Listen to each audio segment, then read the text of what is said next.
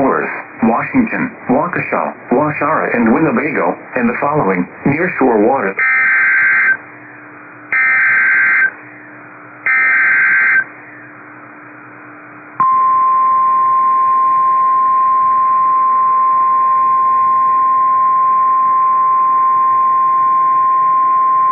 The National Weather Service in Milwaukee-Sullivan has issued a severe thunderstorm warning for Sauk County in south-central Wisconsin until 9:45 p.m.